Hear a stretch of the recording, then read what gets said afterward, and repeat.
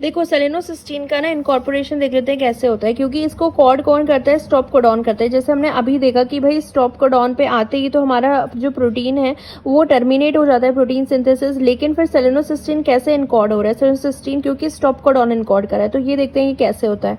तो इसका हमने वो तो देख लिया था कि कैसे ये इनडायरेक्ट पाथवे से जो है सेलेनोसिस्टीन का टीआरएनए बनता है, टीआरएनए चार्ज होता है सेलेनोसिस्टीन से, ठीक है।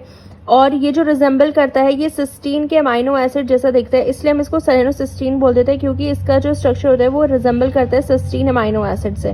इसको कॉर्ड कौन करता है, यूजीए, जो कि स्टॉप कोडॉन होता है। देखो ये रहा सिस्टीन, सिस्टीन में यहाँ पे सल्फा हाइड्रोक्सिल ग्रुप होता है हमारे पास, एसएच ग्रुप होता है सिस्टीन में, एंड बिल्कुल सेम ऐसा ही अमाइनो एसिड का स्ट्रक्चर होता है सेलेनोसिस्टीन का, ठीक है। ये हमारा कार्बन हो गया, अमाइनो ग्रुप हो गया, हाइड्रोजन हो गया, कार्बोक्सिल ग्रुप, एंड यहाँ पे हमारा सेलेनियम होता है। बस सिस्टीन में एसएच होता है, सल्फा हाइड्रोल ग्रुप होता है, एंड सेलेनोसिस्टीन में सेलेनियम होता है, इसलिए स्ट्रक्चर सेम होता है, इसलिए हम इसको बोलते हैं सेलेनोसिस्टीन। बाकी इसका सिस्टीन से कुछ लेना देना नहीं है।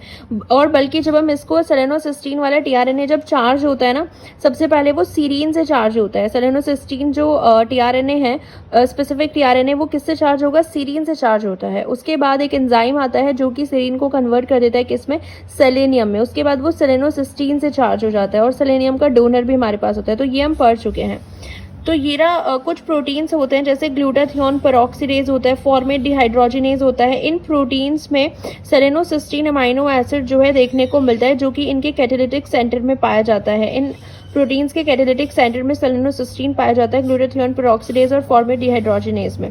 तो अब हम देखते हैं इनकॉर्पोरेशन कैसे होता है सेलेनोसिस्टीन का, जो यूजीए कॉड कर रहा है, ठीक है। तो सेलेनोसिस्टीन चार्ज कौन कर रहा है, सीरीन से चार्ज होता है पहले, क्योंकि सीरीन का हमारा टीआरएनए सिंथेटेज आता है सीरीन का स्पेसिफिक, तो वो क्या करेगा, सीरीन ऐड कर देगा 3 प्राइम पे। तो ये सीरीन से चार्ज हो गया, लेकिन टीआरएनए किसका है, सेलेनोसिस्टीन का।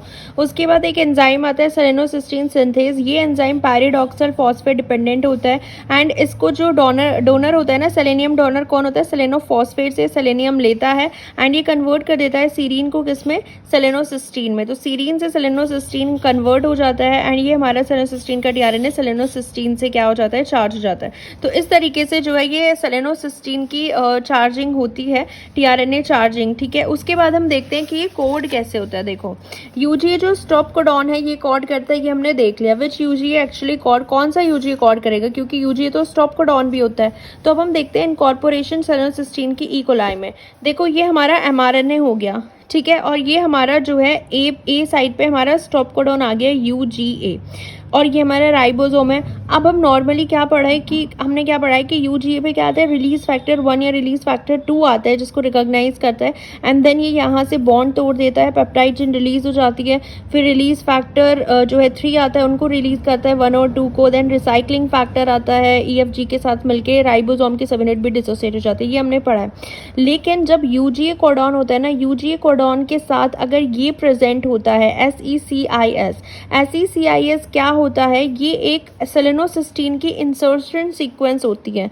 अगर यूजीए के साथ SECIS प्रेजेंट होगा तो ये जो यूजीए होगा ये किसके लिए कोड करता है, सेलेनोसिस्टीन के लिए कोड करता है, यानी कि फिर यहाँ पे सेलेनोसिस्टीन वाला टीआरएनए आ जाता है। ये कैसे होगा, अगर SECIS प्रेजेंट होगा ना, सेलेनोसिस्टीन इंसर्शन सीक्वेंस, उसके बाद क्या होगा, एक प्रोटीन होता है cell B protein.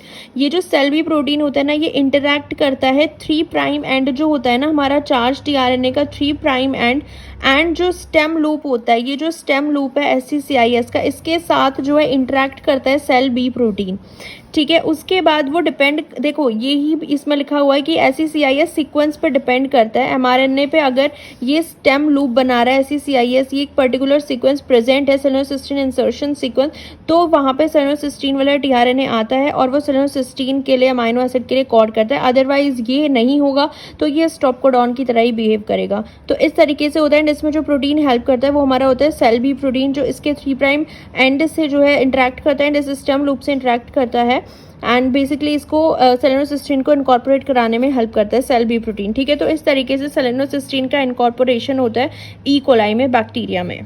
Okay okay, सो अगर हम प्रूफ रीडिंग देखें ना, देखो हमने सारा देख लिया है प्रोकैरियोटिक जो ट्रांसलेशन होता है उसके अंदर। अगर हम इसकी प्रूफ रीडिंग देखें वो कैसे होती है, देखो इसके अंदर दो चीज़ें होती हैं। किसके अंदर होती है केमिकल प्रूफ रीडिंग एंड एक इसके अंदर होती है काइनेटिक प्रूफ रीडिंग।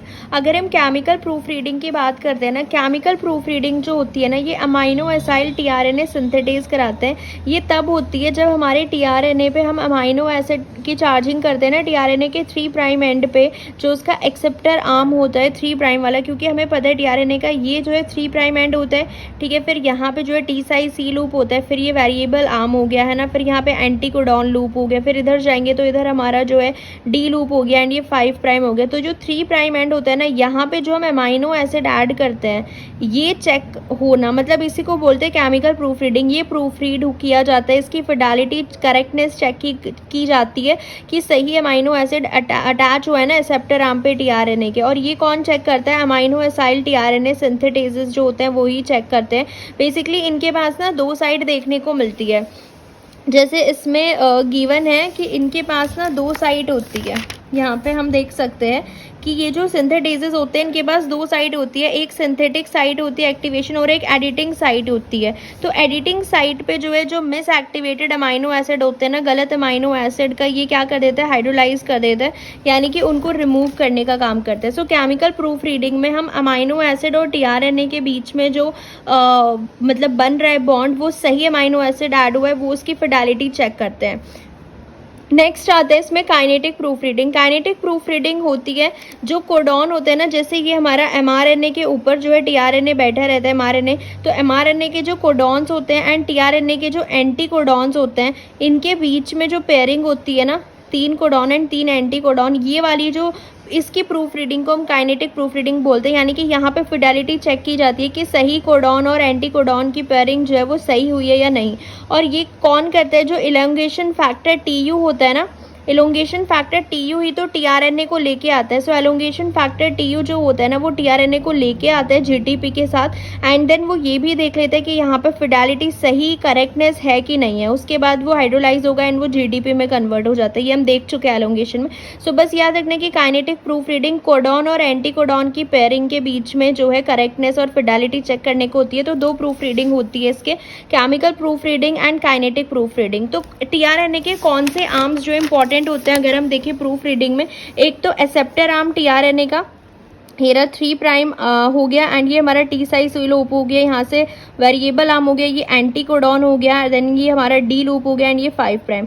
सो जो ये 3' वाला होता है जहाँ पे CCA सीक्वेंस अमाइनो एसिड हम यहाँ पे ऐड करते हैं, एक तो ये एक्सेप्टर आर्म इंपॉर्टेंट होता है एंड ये एंटी कोडॉन लूप जो होता है टीआरएनए पे जो कोडॉन के साथ पेयर करता है, ये इंपॉर्टेंट होता है, ठीक है। तो टीआरएनए के अंदर हम यही देखते हैं, ये दोनों चीज़ जो है ये इंपॉर्टेंट होती है टीआरएनए के अंदर।